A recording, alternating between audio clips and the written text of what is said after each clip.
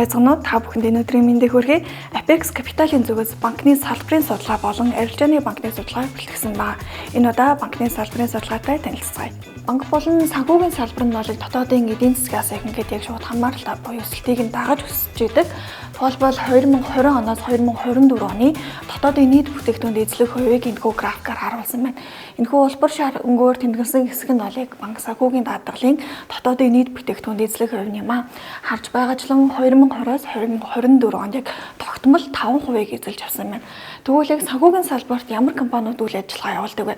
Одоогийн байдлаар нийтдээ 12 банк, 575 банк санхүүгийн байгууллага, 176 хадгаламж зээлийн хоршоо, 17 ердийн даатгалын компани, за 53 үнцаасны компани, 3 бирж үйл ажиллагаа явуулж байна. Санхүүгийн салбарыг яг дотоод бүтцээр нь авч үзэх юм бол банкны систем болыг дийлэнх хувийг эзлээд явдаг. Үүнээс харах юм бол 2019 онд нийт санхүүгийн салбарынхаа 87.7%-ийг эзэлжсэн бол 2024 оны байдлаар 77.1% буюу буурсан үзүүлэлттэй байгаа. Харин нөгөө талаараа хөрөнгөний зах зээл өсөлттэй байгаа буюу 2019 онд нийт санхүүгийн салбарынхаа 6.6%-ийг эзэлжсэн. Харин 2024 оны байдлаар хөрөнгөний зах зээл өссөнөөр 13 их найт төгрөгт хүрч нийт салбарын зах зээлийнхээ 14%-ийг эзэлжсэн үзүүлэлттэй байна. Тухайлбал банкны систем болон хөрөнгөний зах зээл 2019-с 2024 оны байдлаар жил дунджаар 15 болон 37% өссөн үзүүлэлттэй байгаа бол банк санхүүгийн байгууллага 33% өссөн үзүүлэлттэй байна.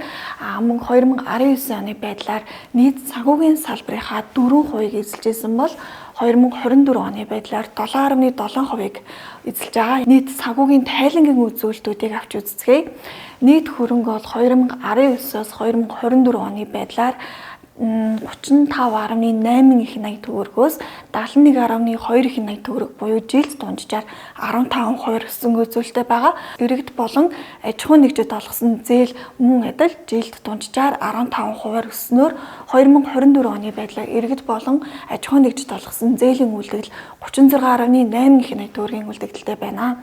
За иргэд болон аж ахуйн нэгжид банкуд байршуулсан харилцах болон хадгаламжийн үлдэгдэл 2024 оны байдлаар 39.6 их найт төгрөг буюу 19-с 2024 оны хүртэл жилд дунджаар 16% өссөн үзүүлэлттэй.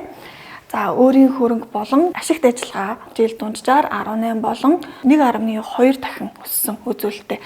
За нөгөө талаараа чанаргүй зээлийн хувь бас буурсан үзүүлэлттэй байгаа.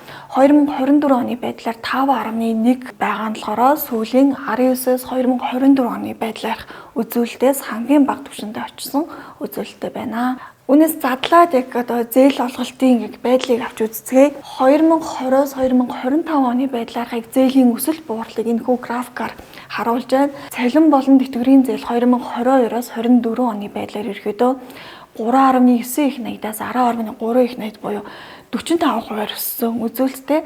За хадгаламж процессын зээл нь болохоор 2024 оны байдлаар үлдэгдэл нь 7.8 их найд буюу өмнөх оноос 29% өссөн үзүүлэлттэй. За ипотекийн зээл нь болохоор 2.9 их найд буюу өмнөх оноос 45% өссөн үзүүлэлттэй байна. Нийт чанаргүй зээлийн банкны салбар дунд бол 5.1% байгаа. Чанаргүй зээлүүдийг болон иргэд аж ахуйн нэгжээр болон салгаж явж үзэх юм бол иргэдэд олгосон зээлийн чанаргүй зээлийн үлдэгдэл 2.6%. За аж ахуйн нэгжид олгосон зээлийн чанаргүй зээлийн үлдэгдэл 9.3% байсан байна. Графикийн тоо үзүүлэлт нь болохоор анхаарал хандуулах зээлийг харуулсан байна. Нийт зээлийн 3.5% нь анхаарал хандуулах зээл, аж ахуйн нэгжид олгосон зээлийн 5.7% нь харин иргэдэд олгосон зээлийн 2.2% нь анхаарал хандуулах зээл гэсэн ангилалтай байна. За чанаргүй зээлийг ерөөдөө салбараар нь бас задлж тавьсан байгаа. Дийлэнх хувь буюу 19.4% нь боловсруулах үйлдвэрт олгосон зээл байна.